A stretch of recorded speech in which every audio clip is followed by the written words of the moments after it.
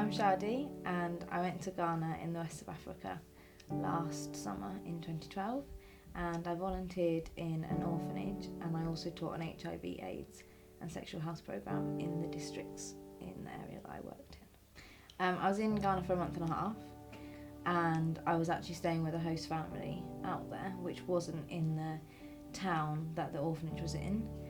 So I stayed with the host family with some other volunteers, and then every morning I'd get up and have my breakfast there. Then I'd walk down to the main road through the village I lived in, catch a taxi to town, and then I'd walk through town to the Trotro station, which is like a little bus station, and catch a Trotro to the village of Asebu, which is where the orphanage was.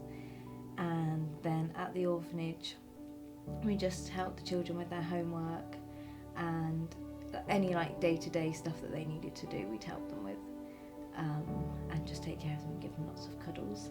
And during the day when the children were at school, we would travel to like the surrounding communities and teach an HIV/AIDS and sexual health programme. On the first Thursday of every month there's the HIV/AIDS clinic at the local hospital, and anyone who's suffering from HIV or AIDS comes to that clinic to get their treatment.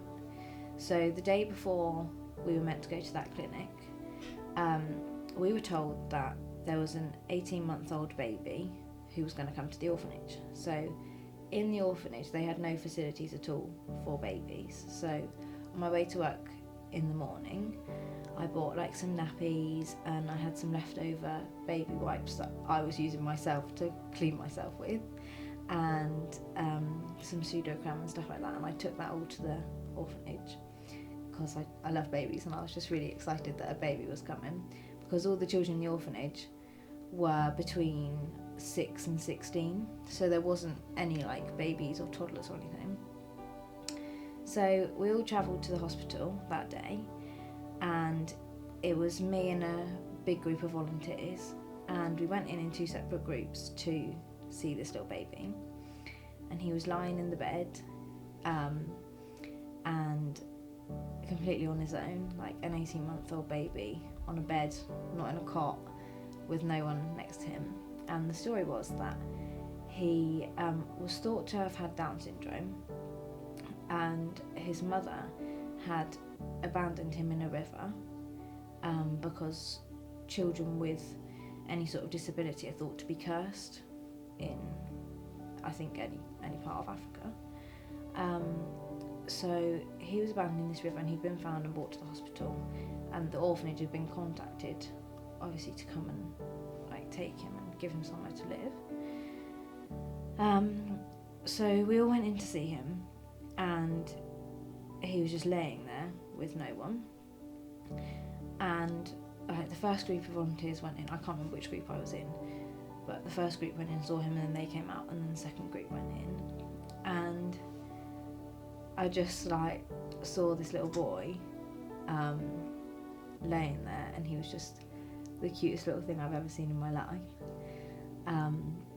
and I just couldn't really understand like why anyone would have left him. So I came outside with the other volunteers, and the girl that was my roommate in my host family had come to work with me that day. Her name was Heather, and she just wanted to see what I did at work, because she was doing a medical programme and I was doing a care programme. And we were sat outside the clinic, and she just looked at me, she was like, "You're not okay, are you?" And I was like, no, I'm not okay. So I kind of like went for a little walk and sat under a tree, as you do. And while I was out there, I never called my parents if there were any problems, because there was nothing they could really do while I was away. Like, their daughter was in Africa, they couldn't help. But I just felt like I needed to talk to my mum on this day. So I called up my mum under this tree, and she just answered, and she was like, "Hello, are you all right?" And I just went, "Mum, I'm sad."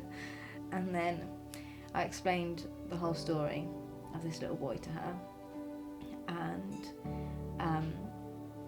that he'd just been abandoned and the orphanage was going to try and take him to help him, but we didn't know if we could.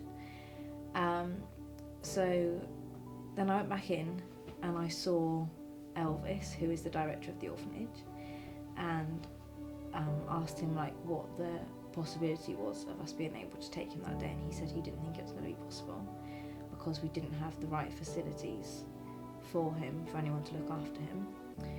And I asked him if I only had a week left in Ghana, but I asked him if I could stay in the orphanage for that time and look after this little boy who didn't have a name at the time. So the volunteers, we all called him Henry, so he's now Henry. But even with that offer of help, there was nothing that we could do. So me and my roommate that had come with me to work, we sat with him and I held him for, I think it was 4 hours I held him for. And he hadn't been fed, so I was like, give me the food, and I fed him.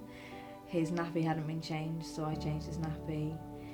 And they'd put him in a baby grow that was too small for him as well. The nurses out there, they just work for the money, they don't work because they care. So I changed his outfit for him as well and put him in something that actually fitted.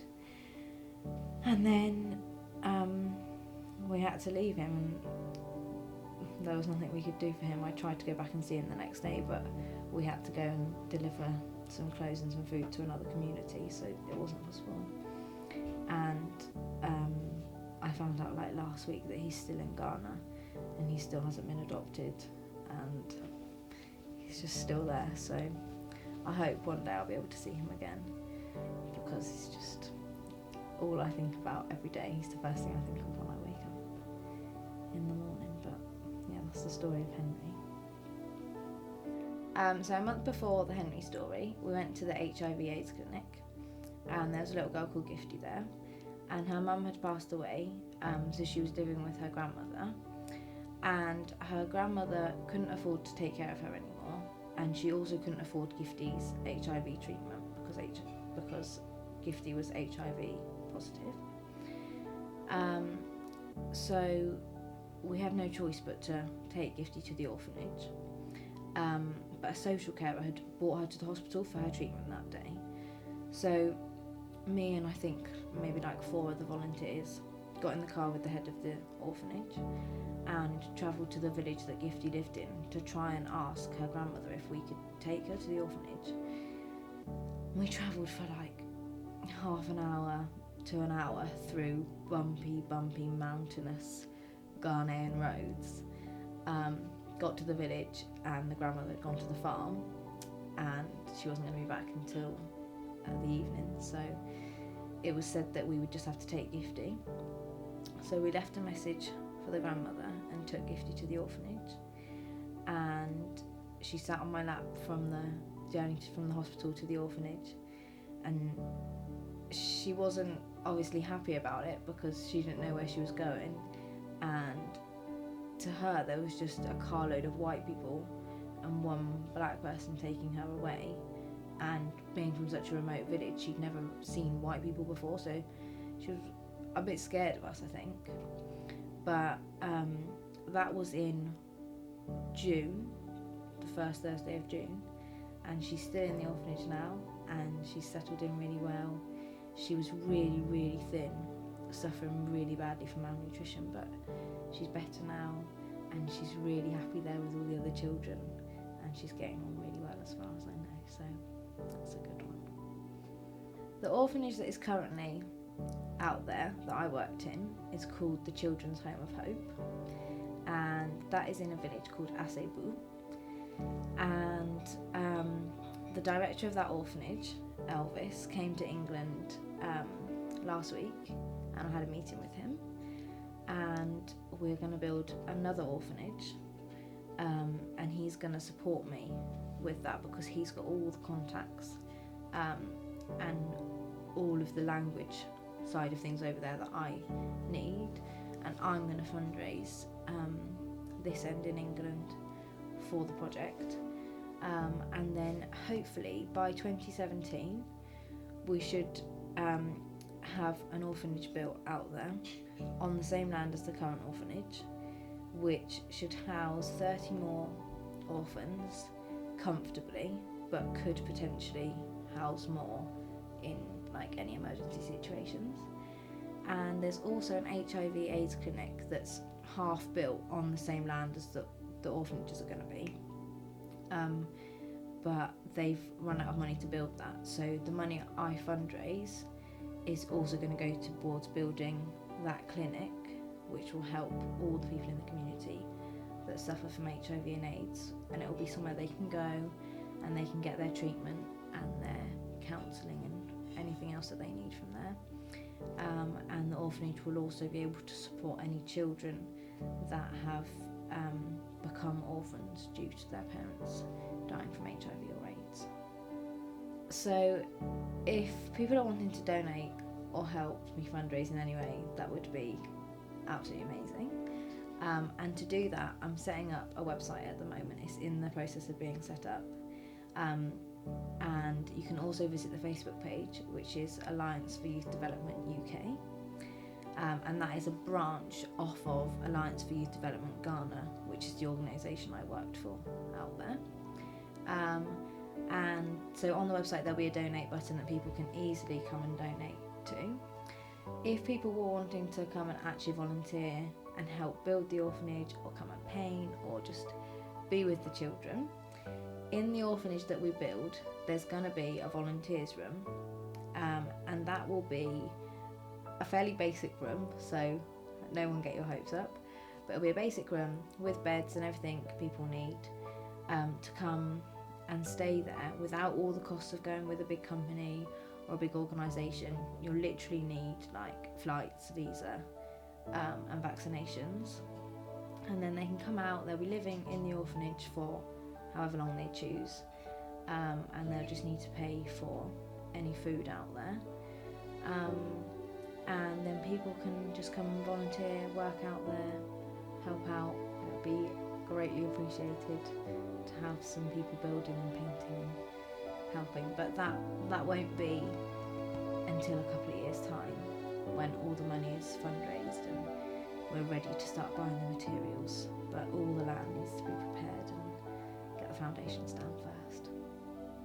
If people have any questions or want to get in touch with me, I'm really open to having a chat with people about it, so feel free to give me an email or Facebook. We'll attach all of that in the links below.